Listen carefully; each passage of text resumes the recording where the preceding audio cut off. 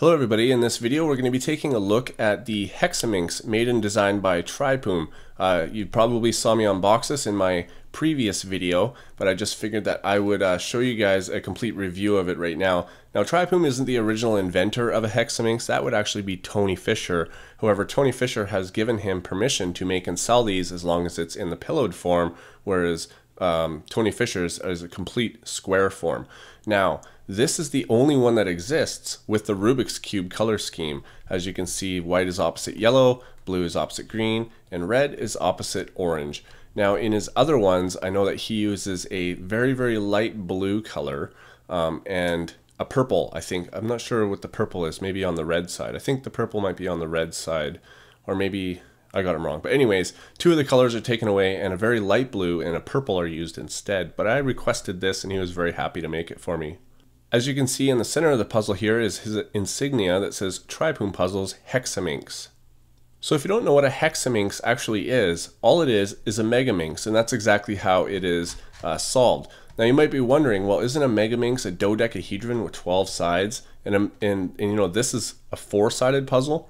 Well, technically, yes, it looks like that, but there's actually 12 sides. As you can see here, this turns. And just like any other puzzle, when you can turn a face, it's always got a center in the middle. So here you can see that this is the centerpiece, this 5-sided piece, because on a regular Megaminx, you know, the center has 5 arms that come out of it and then 5 corners.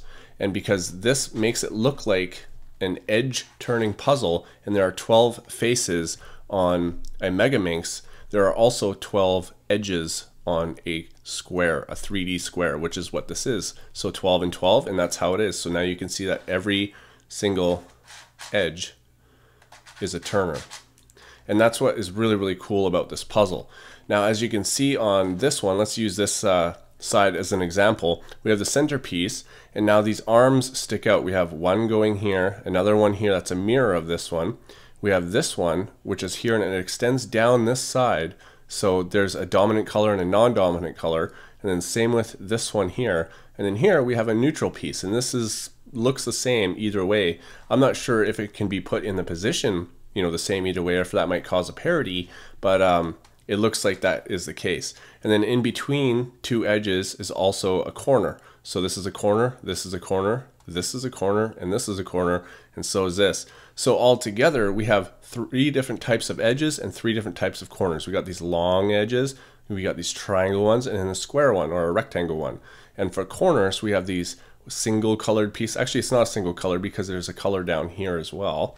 And then we have 2 of those, they mirror each other, and then we have actual pieces that do look like corner pieces on a square puzzle.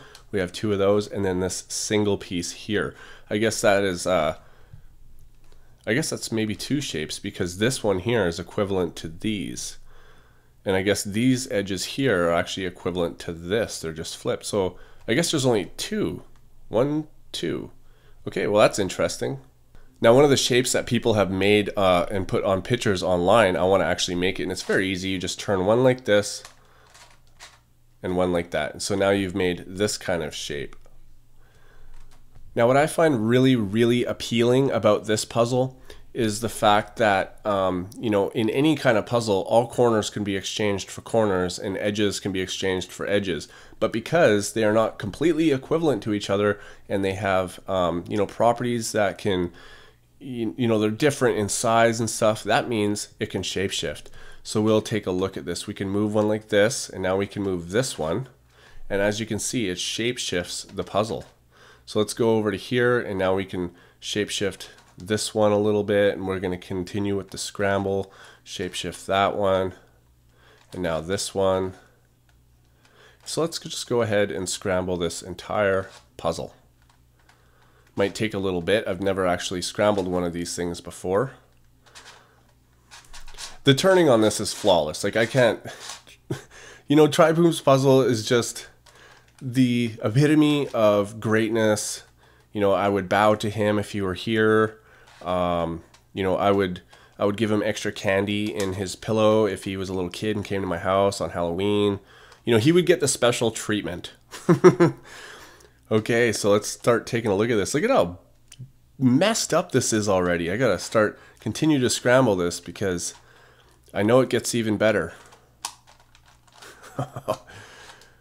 And I have a surprise for you guys. If you like me on Facebook, then you probably already know, but I've got another puzzle. Is this lined up? Yeah. I've got another version of this coming. I'm not going to spoil it for you guys. I spoil a lot of my stuff on Facebook, that's for sure, but I know a lot of people like to have a heads up and know what's coming up, and that they do. Okay, so I think that's a pretty good scramble. Look at that. That's just like just a ball of a mess, and it's really cool because you can see, like in here, there's a piece hidden between these pieces, and if I move these away, you can see it's this blue piece. So let's just hide it again. And this puzzle is $350, and it's a handmade puzzle. And a lot of people ask me, why do you spend so much money on puzzles? And the reason, you know, I do is the same reason that somebody might spend the same amount of money on their dirt bike or their computer. You know, it's a hobby, and you know, if you want really rare or customizable things, then you need to spend the money. All right, guys, I'm going to go and solve this, and I'll come back, and then I will give you the final report. All right, it's been about 48 hours now, and I've solved it twice, and I gotta say that I'm becoming more and more impressed with this puzzle. I didn't really know what to expect when I ordered it. I mean, I've seen it on the internet and stuff, but I didn't know exactly how fun it would be. It takes me about 20 minutes to solve this puzzle. And remember when I was saying before that what looks like these center pieces, which are actually edge pieces, you know, because they're the same on both sides, you can flip them over, and I was wondering if that would create parity in the last layer. Well, it actually does, and I didn't actually catch that right away, even though I had talked about it. But what it is that when you're doing your edges in your last layer, so this piece here, this little piece, this piece, and these two long pieces, what'll happen is when you're trying to orient them so all the yellow is up, or whatever color it is, you'll have all of them except for one. And you might think that maybe this one here is flipped over because you can't tell if this one's upside down. It's yellow no matter what. But the thing is that you'll either end up with an L or sort of an arrow, and you can end up with neither of those. And that's when you know that something else has been, you know, screwed up. So what I would do is I would take this piece out and I would flip it over and put it back, and then I would have no more problems. Another thing that kept tripping me up too is these pieces here. You can see that this piece is a dominant red and non-dominant yellow, but we have two of them. So when you're actually making a layer, you might accidentally try to put this one in this spot, and it's kind of difficult to tell. I'm sure with practice I'll be able to tell just by looking at them which one goes where, but for the time being, I was putting the ones in the wrong spot. So I haven't even gotten one chip in the stickers yet. The stickers are very high quality. I know that the two colors that he, you know, he did special for me, I'm pretty sure it was the blue and the red.